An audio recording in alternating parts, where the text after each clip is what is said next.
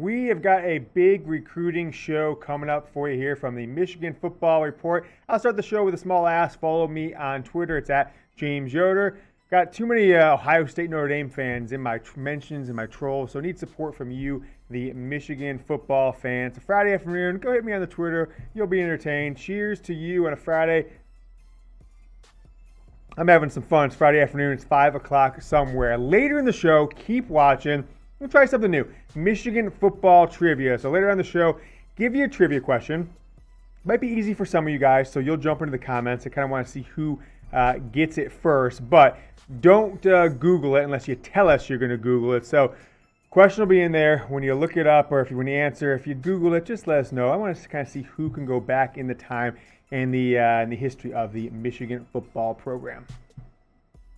We have Michigan football recruiting news here on today's show, and it's another big-time football weekend for Jim Harbaugh. This new football staff with 6 new coaches from last year, new from last year's staff, and a completely revamped Michigan football recruiting department. Matt Dudek out, a bunch of new folks in, and it's looking like it could be an Ohio State-Michigan battle for a big-time wide receiver transfer. So Daylen Baldwin is on campus as we speak. He is transferring. He's in the transfer portal from Jackson State.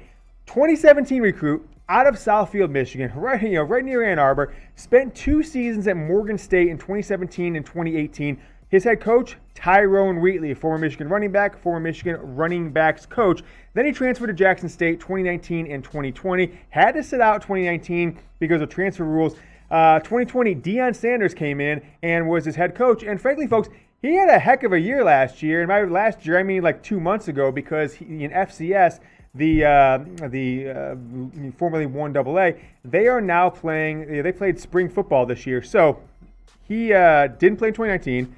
Had to really sit out the fall of 2020, and then had a pretty dang big impact on Deion Sanders' Jackson State team this spring. And so we'll kind of jump into more on him, talk to you about his stats, what he could potentially be bringing, and why this is a very big Michigan-Ohio State battle here in a couple seconds. But I'm going to ask you guys this question on today's show. Who will lead Michigan in receiving yards this season, 2021? Now, this player we're talking about here, this wide receiver recruit, Daylen Baldwin, he is eligible to transfer into Michigan or Ohio State and can play this fall. So it could be Daylen Baldwin, right? But there's plenty of other candidates that you might want to pick from: Ronnie Bell, Cornelius Johnson, Mike Sainristil, A.J. Henning, and some others. So let me know down in the comments who will lead Michigan in receiving yards in the 2021 season. Let's take a look at Daylen Baldwin's career from Southfield, Michigan to Morgan State as a freshman. I have his stats for you right here. 11 games, 16 catches, 181 yards, and a touchdown as a freshman in 2017. 2018, also under Tyrone Wheatley at Morgan State. 14 games, 14 catches, 152 yards, and a touchdown. Transferred and redshirted because of the transfer, sat out, didn't count in 2019, and then 2020, but it was really the 2021 spring. It was like February, March, and April. He was playing games 6 weeks ago for Deion Sanders' Jackson State squad. Here's the stats he put up in only 6 games for this team: 27 catches, 540 yards. He was the second leading wide receiver in his conference, 20 yards per catch and 7 touchdowns. One thing interesting to know about these stats, was, as I said, second leading wide receiver in the conference and was named Conference Newcomer of the Year because 2020 didn't count against his eligibility and because he redshirted, sat out the 2019 year. He is coming as a grad transfer, but will have 2 years of eligibility if he comes to Michigan, comes to Ohio State, wherever he is. Now I'm going to say this. Michigan needs all the wide receiver help that we can get. You lost Giles Jackson, starter last year to begin the season, kind of seemed to taper off his playing time as things went on. And Xavier Worthy was expected to be an impact player this year, and he came to Michigan kind of, but then asked out of his national letter of intent, and now is headed to the University of Texas to be part of that Longhorns program under Steve Sarkisian. The depth chart for this Wolverines team is something that I've really been intrigued with because you've got Johnson, Sainristil.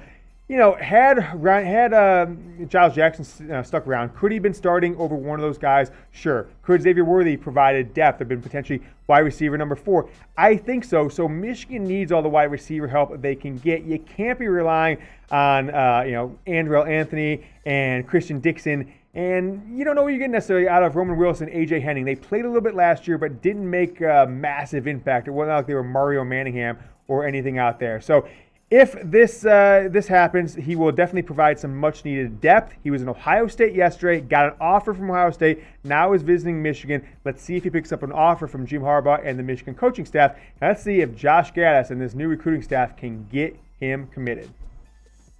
Guys, help us get to 13,500 subscribers. It's the offseason.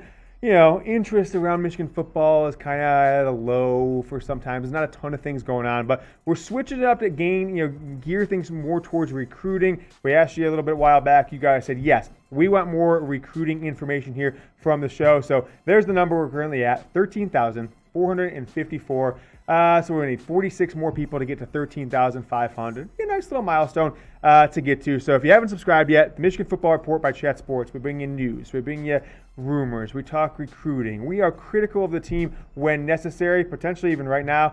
And if you forget to, subscribe right now, you're a bum. But nevertheless, you can always come back, and it's youtube.com/Michigan TV. We're in the middle of a big Michigan football recruiting weekend, the second of 4 for Jim Harbaugh and this staff. And I want to kind of break down who's on campus, who might commit, and why this weekend is, the second of 4 and what it means to the momentum, the recruiting rankings, and where Michigan hopefully is at the end of this June month after 15-month layoff for the recruiting on-campus visitors. So second of 4 weekends in June, they're going to have official visitors. There are 9 official visitors on campus Friday through Sunday, and 4-star defensive back Kody Jones out of the state of Tennessee is the only current commit in this 2022 class that is officially visiting this weekend. Now, Michigan has a lot of room to make up. They are trailing behind Ohio State and Rutgers. Is that a typo? Let's get the stats and analytics department in here. That is definitely a typo, but it's not. Rutgers is crushing in recruiting, okay? They already have 5 4-stars, all right? 2 more than Michigan. Obviously, Michigan has 4 and 5 stars combined there. But Ohio State, number 1 class in the country. Rutgers is up there, baby, and they're having a heck of a year. I actually want to pull Rutgers' national rank here. They are 5th in the country in the 2022 class. That's crazy. Penn State, 7th in the country. And that's a big drop-off. Michigan, 4th in the Big Ten with 7 commits, 1 5-star Will Johnson, and 3 4-stars. But Michigan is all the way down at number 21 in the class rankings for all of the classes across college football. So Michigan needs to use this month of June to have a lot of momentum with the new staff. If they don't get a couple commits out of this weekend, I will be surely disappointed. Next weekend, June 18th, is probably the biggest recruiting weekend Michigan has had in 2+ years. Give me one word to describe Jim Harbaugh's tenure as Michigan's head coach. Let's just talk about coaching only. Let's not go back to his playing days in the 80s. One word to describe him. I'm trying to figure out the vibe. We're going to year 7 here under Jim Harbaugh. As crazy as to think, as wild as that might sound, given that all the excitement when he came on to be Michigan's coach December 30th, 2014, right after the 2014 season, a very disappointing one under Brady Hoke. Mine is going to be unfulfilling, because there's definitely been some highs. That stretch in 2018 where they won 3 state games against ranked teams, the 2016 season, both 16 and 18 going in that Ohio State game with a chance for the playoff. 2015, that big-time turnaround, but 2020 was terrible. 2019, I think, left a lot to be desired. So I'm going to go unfulfilling. Go down in the comments and let me know yours. Let's go through my top 5 weekend potential visitors this week. 9 visitors to campus this weekend for Michigan, 9 official visitors.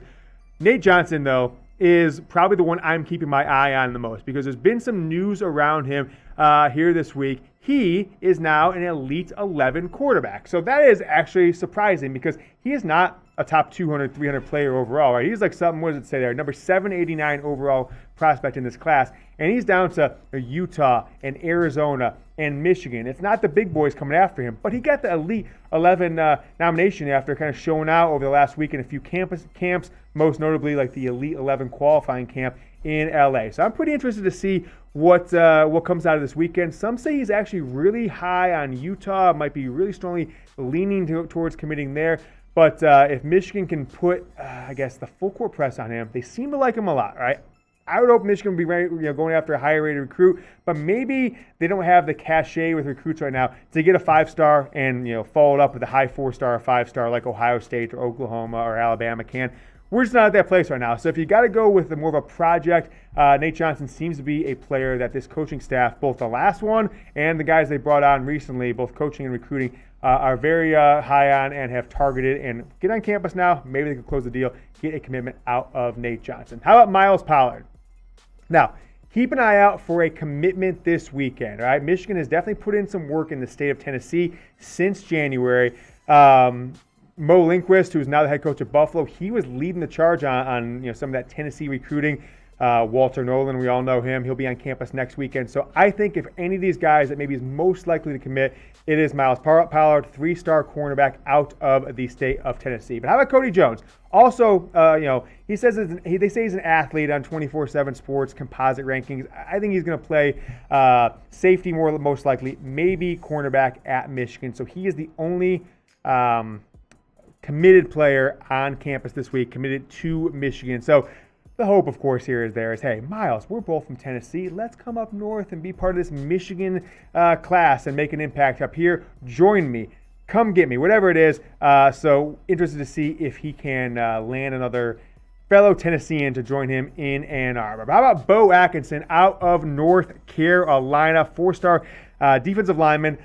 I don't expect a commitment. I actually don't even expect him to be part of Michigan's class, but I think from all the 9 players that are committed or on campus this weekend, this 6'6", 240-pound defensive end is intriguing to me at least. They call him an edge defensive end, number 358 overall, the number 18 defensive end in the country. If Michigan can land him, that'd be awesome. I don't expect him necessarily to do that. And lastly, George Fitzpatrick, the 4-star offensive lineman out of Colorado. I actually think Michigan has a better chance of landing him than they do Beau Atkinson, maybe even a better chance than a couple of these other players on here. I think, like I said, Pollard, I think, might commit. But Nate Johnson, maybe he goes to Utah. So we'll see what comes out of the visit from these 5 players and Fitzpatrick. I don't think any of them outside of Pollard are strong leans to commit to Michigan, but I do think that Michigan has a really good chance with Nate Johnson, Myles Pollard, and Fitzpatrick to join Kody Jones as part of this 2022 Michigan football recruiting class. All right, so 9 players on campus this week for official visits, and it sounds like you're still going to have all kinds of guys trickling in and out of Ann Arbor for a night on Friday, a day on Saturday, a morning on Sunday. Guys from in and around the state of Michigan that aren't on their official visit, but don't need to be. They can just drive there by themselves. They could drive there with a coach or a friend or a parent. And there's 4 other players that are on official visits from out of state that aren't going to spend the money to visit Michigan most times unless they're on their official visit. Jeremy Patton, 3-star wide receiver out of Texas. You've got Tyler Banks, 3-star athlete out of Virginia. Then you've got Jack Velling, tight end from Seattle on his official visit. And then Jahlil Florence, cornerback out of San Diego. I don't have a good, strong feeling that any of those guys are likely to commit or even will be part of this class, but nevertheless, those are the 9 players visiting Michigan this weekend. Let's see what this staff can do with the second of 4 official visit weekends. All right, so I promised you guys some Michigan football trivia, and this one could be easy for some of you guys, but there might be a few of you that have just blocked out the 2008 season altogether, Rich Rod's first year at Ann Arbor. So who had the longest run from scrimmage in the 2008 season for this Michigan football team? Give you a hint. I'm not going to give you a hint, but I'll say this. This run was also the longest play from scrimmage on the entire year, too. So it was longer than any pass Michigan had this year. So it might surprise you if you don't know. Go down and answer it. And if you like this segment, you want to do more of these Michigan football trivia questions, answer it. Let me know. Give me some feedback on it. So go down, answer this question. If you had to Google it, just say, I admit I Googled, and we'll see which one of you guys knows your stuff. We'll be back with more Michigan football news and rumors coming up, probably not till Monday, but we will see you then. Go Blue.